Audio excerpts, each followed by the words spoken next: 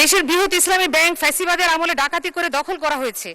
জনগণের প্রত্যাশা ছিল এই ব্যাংক ডাকাতদের হাত হতে উদ্ধার করে প্রকৃত মালিকদের কাছে ফেরত দেয়া, কিন্তু সরকারের ভূমিকায় জনগণ হতাশ হয়েছে। মাননীয়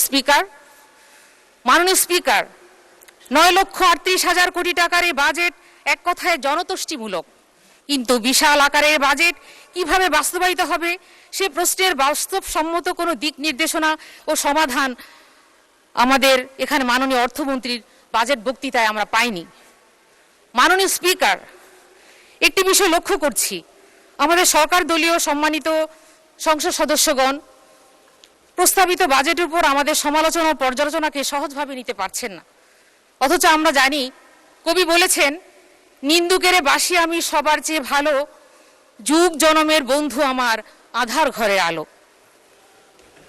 মাননীয় স্পিকার, সমালোচনাকারীরাই কিন্তু সত্যিকার অর্থে প্রকৃত বন্ধু।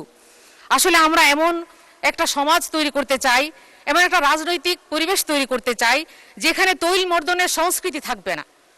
আমরা একটা তৈল মর্দনের সংস্কৃতিতে অভ্যস্ত হয়ে গেছি। আমরা শুধু বাহবা পেতে চাই। আমরা রাজনীতি তোষামোদী এবং খোসামদিতেই এই রাজনীতির প্রধান নীতি হয়ে দাঁড়িয়েছে। এই অবস্থার যথার্থ রূপ উঠে এসেছে আমাদের প্রিয় কবি নজরুলের কথায়। তিনি বলেছেন, তার উদাহরণ দিয়ে মোসাহেব কবিতায়, সাহেব কহেন চমৎকার সে চমৎকার, মোসাহেব বলে চমৎকার সে হতেই হবে, হুজুরের মতে অমৎকার। সাহেব কহেন কি চমৎকার, বলতেই দাও আহাহা। মোসাহেব বলে হুজুরের কথা শুনেই বুঝেছি, বাহাহা বাহাহা বাহাহা। রাজনীতিতে সংস্কৃতি থেকে বেরিয়ে আসতে না পারলে দল হিসেবে, জাতি হিসেবে আমাদের করুণ পরিণতি বরণ করতে হবে। ইতিহাস থেকে নির্মম সত্যটি যত বেশি আমরা উপলব্ধি করব, ততই আমাদের জন্য মঙ্গল। মাননীয় স্পিকার, প্রস্তাবিত বাজেটের ঘাটতি ধরা হয়েছে 2,42,000 কোটি টাকা। এ টাকার সংস্থান হবে আভ্যন্তরীণ ও বৈদেশিক উৎস হতে। এর মধ্যে বৈদেশিক ঋণ নেবার লক্ষ্য ধরা হয়েছে 1,10,000 কোটি টাকা, 6,000 কোটি টাকা ধরা হয়েছে বিদেশি অনুদান। আর আভ্যন্তরীণ উৎসের মধ্যে ব্যাংক খাত থেকে 1,12,000 কোটি টাকা সংগ্রহের লক্ষ্যমাত্রা রয়েছে। ব্যাংক বহির্ভূত খাত থেকে আরো 15,000 কোটি টাকা আদায়ের কথা বলা হয়েছে। মাননীয় স্পিকার, বাজেটের আয়ের বড় উৎস হচ্ছে ব্যাংক খাত, কিন্তু বাস্তবতা হলো। ধন্যবাদ মাননীয় সদস্য, আপনার আচ্ছা, আপনাকে আর 2 মিনিট সময় দেয়া হলো। ধন্যবাদ। মাননীয় স্পিকার, 3 মিনিট বলার অনুরোধ করছি, আমাকে একটু সময় দিবেন আশা করি। দেশের বৃহৎ ইসলামী ব্যাংক ফ্যাসিবাদের আমলে ডাকাতি করে দখল করা হয়েছে। জনগণের প্রত্যাশা ছিল এই ব্যাংক ডাকাতদের হাত হতে উদ্ধার করে প্রকৃত মালিকদের কাছে ফেরত দেয়া, কিন্তু সরকারের ভূমিকায় জনগণ হতাশ হয়েছে। মূলত টোটাল বাজেটটাই আমার কাছে, এবং আমি মনে করি যারা সচেতন জাতি হিসেবে সবার কাছে উচ্চাভিলাষী হয়েছে। যেখানে গত বছর 23%-এর বেশি কর আদায় হয়নি, সেখানে রাজস্ব আদায় এত বাড়ানো হলো কিসের ভিত্তিতে?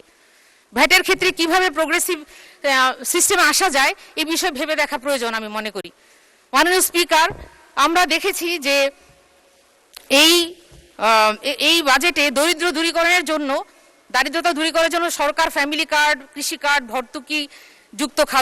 ভর্তুকিযুক্ত খাদ্য বিতরণ, নগদ সহায়তা, সামাজিক নিরাপত্তা কর্মসূচি চালু করেছে।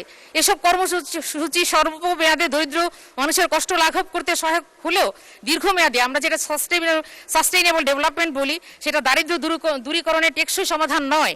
কারণ এগুলো দারিদ্র দূরীকরণের মূল কারণগুলো দূর করতে পারে না। দারিদ্র্যের মূল কারণ হলো বেকারত্ব, কম আয়, উৎপাদনশীলতা অভাব, শিক্ষা ও দক্ষতার ঘাটতি এবং বিনিয়োগের সংকট।